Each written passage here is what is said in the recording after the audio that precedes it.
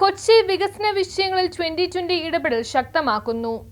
നിയമസഭാ തിരഞ്ഞെടുപ്പ് വേളയിൽ NDAയും 2020 പാർട്ടിയും ഉയർത്തിയ കൊച്ചി വികസന പത്രികയും മറ്റ് ജനകീയ പ്രശ്നങ്ങളെയും അടിസ്ഥാനമാക്കി ജനകീയ ഇടപെടലുകളും സമരങ്ങളും നടത്തുന്നതിന് ഫോർട്ട് കൊച്ചി വെളിയിലെ പാർട്ടി ഓഫീസിൽ ചേർന്ന 2020 കൊച്ചി നിയോജക മണ്ഡലം നേതൃയോഗം തീരുമാനിച്ചു. 2017 ആരംഭിച്ച fort Kochi Vypin roro ferry service ആസൂത്രണ പിഴവുകൾ, കെടുകാര്യസ്ഥത, സാമ്പത്തിക ക്രമക്കേടുകൾ എന്നിവ മൂലം യാത്രക്കാർക്ക് ബുദ്ധിമുട്ടുണ്ടാക്കുന്നുവെന്ന് യോഗം ആരോപിച്ചു. സേവനം കാര്യക്ഷമമാക്കുന്നതിൽ കോർപ്പറേഷൻ പരാജയപ്പെട്ടതായും വരുമാന ചെലവ് വിവരങ്ങൾ സുതാര്യമായി പുറത്തുവിട്ടതായും ചൂണ്ടിക്കാട്ടി. ഫെറി സേവനം കൊച്ചി വാട്ടർ മെട്രോയ്ക്ക് കൈമാറുക, UPI പേയ്മെന്റ് നടപ്പാക്കുക, പുതിയ റോറോ വാഹിനി സർവീസിലാക്കുക, സ്വകാര്യവൽക്കരണ ശ്രമങ്ങൾ നിർത്തുക, മോട്ടോർ ബൈക്ക് മാസ പാസ് അനുവദിക്കുക, യാത്രക്കാരുടെ സൗകര്യങ്ങൾ മോണിറ്ററിംഗ് സമിതി എന്നിവ ഉൾപ്പെടെ വിവിധ ആശയങ്ങൾ യോഗത്തിൽ ഉന്നയിച്ചു. കാലവർഷത്തിനു മുമ്പ് വെള്ളക്കെട്ട് പ്രശ്നങ്ങൾക്ക് അടിയന്തര പരിഹാരം വേണമെന്നും യോഗം ആവശ്യപ്പെട്ടു. ഫോർട്ട് കൊച്ചി, ചുള്ളിക്കൽ, മുണ്ടംവേലി, തോപ്പുംപടി, പള്ളുരുത്തി, ചെല്ലാനം, കുമ്പളങ്ങി മേഖലയിൽ ഏരിയ സമിതികളും രൂപീകരിച്ചു. കൊച്ചി നിയോജക മണ്ഡലം വൈസ് പ്രസിഡന്റ് ടെന്നി തോമസ് അധ്യക്ഷത വഹിച്ച യോഗത്തിൽ അഡ്വക്കേറ്റ് സേവ്യർ ജൂലപ്പൻ ജനകീയ വികസന വിഷയങ്ങളെയും ഇടപെടലുകളെയും കുറിച്ച് മുഖ്യപ്രഭാഷണം നടത്തി.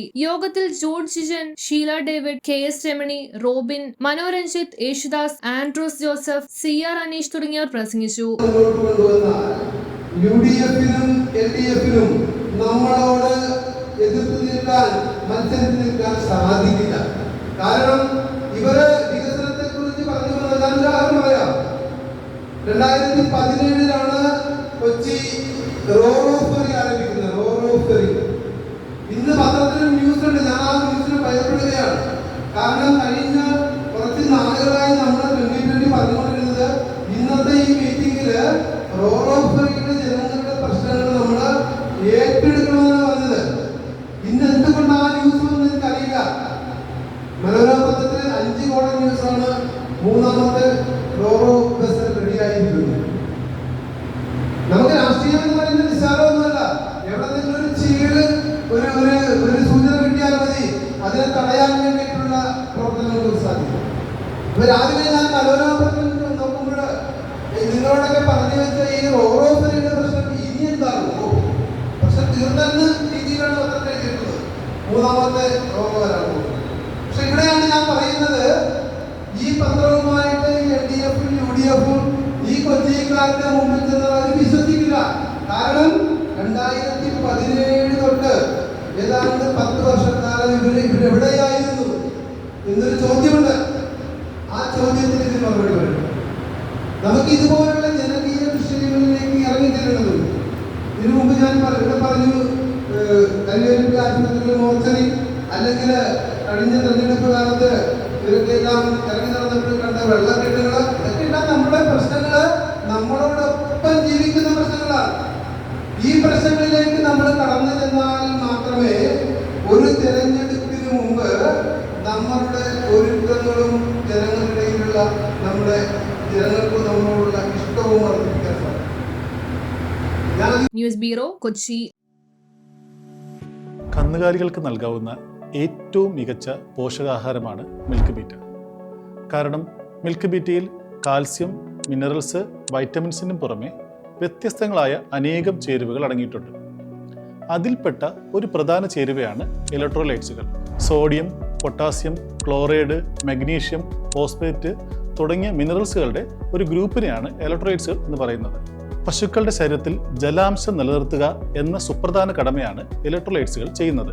നമുക്കറിയാം, നമ്മുടെ പശുക്കൾ ഉൽപ്പാദിപ്പിക്കുന്ന പാലിൽ 87% വെള്ളമാണ്. പശുക്കളുടെ പാലുൽപാദന ഗ്രന്ഥിയായ മാമറി ഗ്ലാൻഡിലേക്ക് പാലുൽപാദനത്തിനാവശ്യമായ വെള്ളത്തിൻ്റെ ഫ്ലോ നിലനിർത്തുന്നതിന് ഇലക്ട്രോലൈറ്റ്സുകൾ സഹായിക്കുന്നു. കൂടാതെ റൂമനിലെ pH നിലനിർത്തുന്നതിനും കോശങ്ങൾ, പേശികൾ, രക്തം, മറ്റ് ഫ്ലൂയിഡുകൾക്കും ആവശ്യമായ ജലാംശം നിലനിർത്തുന്നതും ഇലക്ട്രോലൈറ്റ്സുകളാണ്. അങ്ങനെ പശുക്കളുടെ ആരോഗ്യത്തെയും പാലുൽപാദനത്തെയും ഇലക്ട്രോലൈറ്റ്സുകൾ വളരെയധികം സഹായിക്കുന്നു. എന്നാൽ ചില സാഹചര്യങ്ങളിൽ പശുക്കളുടെ ശരീരത്തിൽ നിന്നും ഇലക്ട്രോലൈറ്റ്സുകൾ നഷ്ടപ്പെടാറുണ്ട്. പശുക്കൾക്ക് സ്ട്രെസ് നേരിടുമ്പോൾ, ചൂട് കൂടുതലുള്ള സമയത്ത്, ഒരിടത്ത് നിന്ന് മറ്റൊരിടത്തേക്ക് ട്രാൻസ്പോർട്ട് ചെയ്യുമ്പോഴൊക്കെ ഇലക്ട്രോലൈറ്റ്സുകൾ നഷ്ടപ്പെടാറുണ്ട്. എന്നാൽ ഏറ്റവും കൂടുതൽ നഷ്ടമാകുന്നത് വേനൽക്കാലത്താണ്. അമിതമായ ചൂടിൽ നിന്ന് രക്ഷ നേടാൻ പശുക്കൾ തങ്ങളുടെ ശരീരം തണുപ്പിക്കാനായി അമിതമായി വിയർക്കുക, കിതയ്ക്കുക, വായിലൂടെ ഒലിക്കുകയൊക്കെ ചെയ്യാറുണ്ട്. ഇതിലൂടെ ധാരാളം ഇലക്ട്രോലൈറ്റ്സുകളായ മിനറൽസ് കൂടി നഷ്ടപ്പെടുന്നുണ്ട്.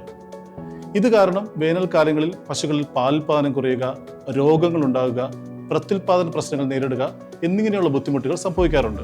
എന്നാൽ മിൽക്ക് ബീറ്റ് നൽകുന്നതിലൂടെ അതിലടങ്ങിയിരിക്കുന്ന ചേരുവയായ ഇലക്ട്രോലൈറ്റ്സുകൾ പശുക്കളിൽ നഷ്ടപ്പെടുന്ന ഇലക്ട്രോലൈറ്റ്സുകളെ റീപ്ലേസ് ചെയ്യുകയും അവയുടെ ശരീരത്തിൽ ജലാംശം നിലനിർത്തുകയും പാലുൽപാദനത്തിന് ആവശ്യമായ ജലത്തിന്റെ ഫ്ലോ സുഗമമാക്കുകയും ചെയ്യും.